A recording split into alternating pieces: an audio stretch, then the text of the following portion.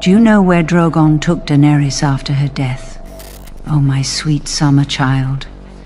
You think it was grief, that the beast mourned her, cradled her like a pup, and flew off to weep in some faraway sky.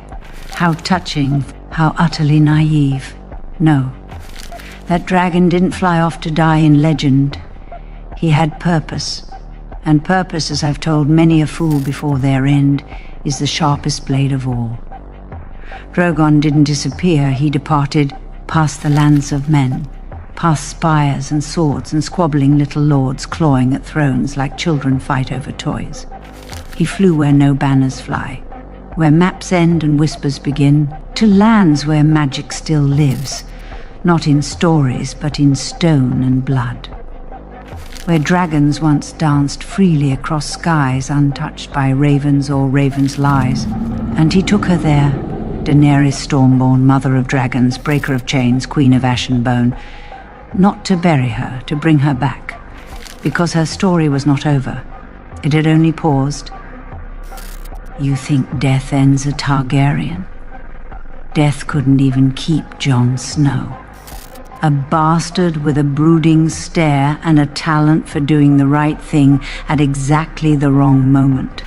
He fell, and some red witch with fire in her hands whispered a prayer, and back he came. Confused, perhaps, but breathing.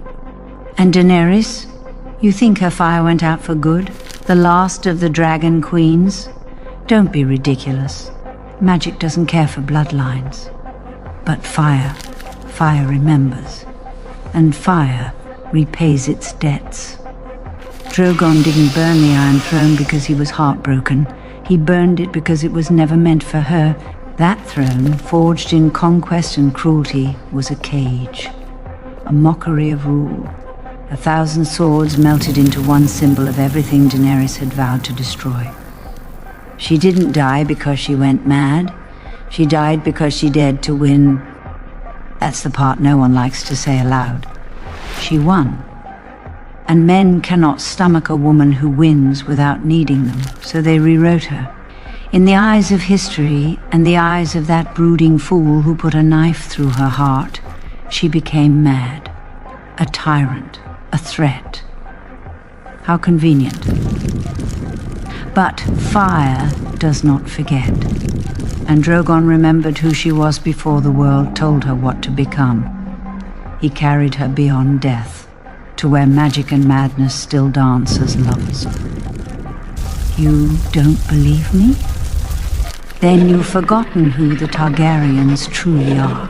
Not just dragon lords, not just silver-haired monarchs with odd names and worse tempers. They are myth-made flesh, born of Valyria's darkest fires and steeped in the old magics. Blood sorcery, shadow binding, rites whispered in tongues no maester dares transcribe. And you think resurrection is beyond them?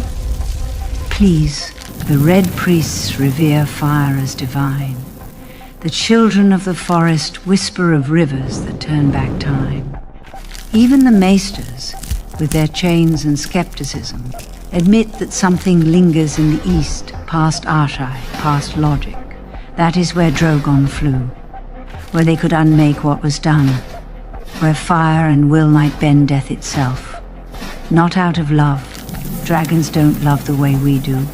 But they know. Drogon felt it. Her heartbeat still echoing in the weft of the world. And in that moment, he chose not to destroy her. He chose to deliver her, because the world she died for was not worthy. The lords she freed turned on her. The people she saved called her mad. And that throne, that damnable throne, held no place for someone who broke it open with blood and fire. So Drogon burned it, not as a funeral, but as a message. She will not be caged again. And what then? What becomes of a queen reborn? A fire rekindled? She waits, somewhere beyond the eyes of Westeros. Not dead, not dreaming, gathering strength. You think the wheel has been broken? Please. Tyrion sits playing clever games in council rooms. Sansa wears her crown, and thinks she's safe behind her walls. Bran the Broken, sits upon a throne built by fire and soot, and believes himself beyond ambition. Fools. The Dragon Queen is not done, she is simply delayed. And when she returns, and she will not come with speeches or smiles. She will not beg forgiveness. She will not seek applause. She will come like a storm long held back, a fury bottled in flame. And the world will remember what happens when a dragon answers to no one. No chains, no advisors, no compromises. Just fire and vengeance and justice. The kind that cannot be voted on. The kind that does not ask permission. The kind that burns. And when she lands upon the ashes of what once was, I wonder who will kneel and who will burn. Now, before you go off to sip wine and pretend you've always known the truth, do the decent thing. Like the video, subscribe, or don't.